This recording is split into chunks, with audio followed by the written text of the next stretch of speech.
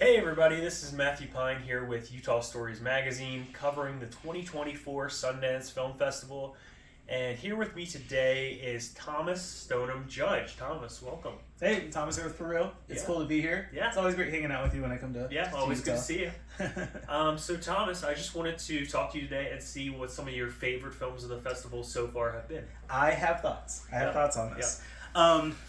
So one of the films that I actually thoroughly enjoyed was the one about Sasquatch Sunset. Yeah. I think that there was so much that was super beautiful about that film when it came to the cinematography, the score, the acting was great. It's just a film that has so many technical components that are done so well. Yeah.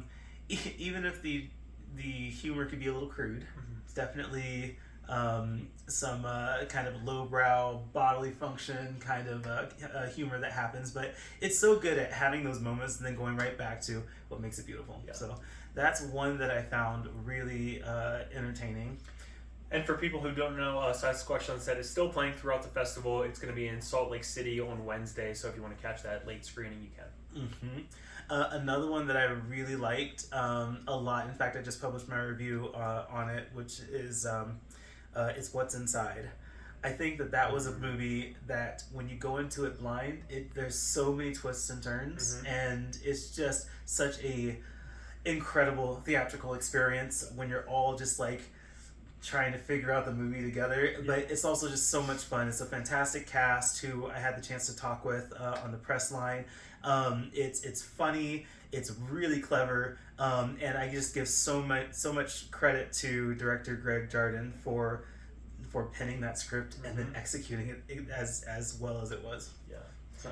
And horror and Sundance kind of go hand in hand. So there's always great Sundance horror selections year in and year out. Yeah, absolutely. And you were also in attendance for Freaky Tales, right? I managed to get tickets to Freaky Tales. Thank you, Sundance, for adding one more screening and giving me that one more opportunity to see Freaky Tales, because I am just so grateful to have been able to see that. It is currently my favorite film at the festival. It's just so much fun, and especially in an audience. It's an anthology. It happens in 4 chapters, but each chapter connects to the other in some way, and when you see those connections, it's a lot of fun. And of course, the cast is really great too. You have Pedro Pascal holding a main part of the narrative down, which was really awesome to see. And there's a lot of references that I personally don't necessarily connect with, because it is a movie very much based in the Bay Area. But anyone who does have that experience in the 80s, in the Bay Area, if you're a basketball fan, lots of references that happen in the movie that you'll appreciate. And a lot of cameos. And a couple fun cameos, for Right. sure, that we won't spoil right here, We but won't. yeah, you'll just have to wait and see. My favorite of the fest so I was far about to ask, has been Exhibiting Forgiveness, and this is from director Titus Kapfar.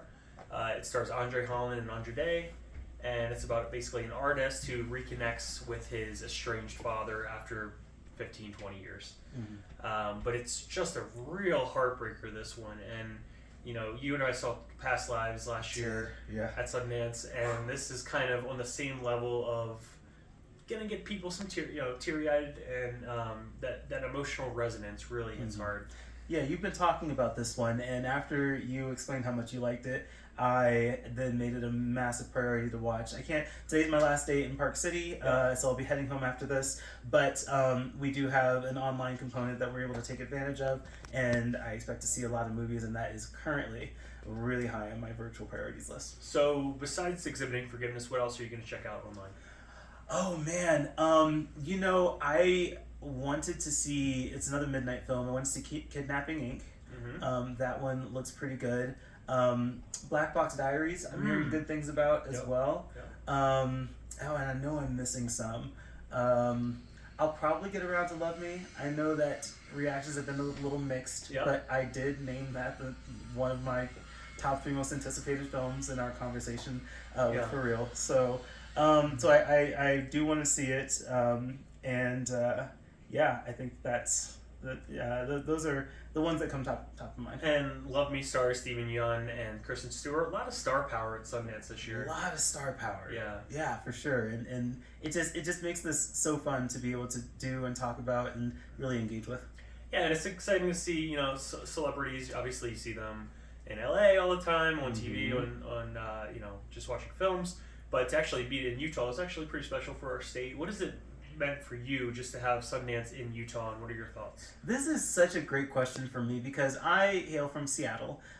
We do have our own set of mountains and skiing and all of that stuff, but I don't know. I don't know how to explain it. Everyone who I've talked to who comes to Salt Lake and Park City always say like, "Wow, it's just so magical. The mountains here are so beautiful, and the snow and everything." And even with my own, you know, mountainous terrain in the background in my own backyard, there is something super magical about being here in Park City, and I wouldn't have come without Sundance. Yeah. I just you know, I've always heard great things about Utah, but I just, you know, if you want to motivate me, put movies attached to it, and I'll be motivated. And so this is my second time attending Sundance, and I mean, after I experienced it last year, and after we got to hang out last year and see movies, I had to come back, and now I'm pretty committed to making this a regular thing. Great. And Sundance did that. Well, thanks for doing this, Thomas. Yeah, We're happy thank to you. have you. And if you want to check out more of our coverage throughout the festival, just head over to utahstories.com. I have some film reviews going up this week. Allegra Zukowicz has some as well. And thanks again.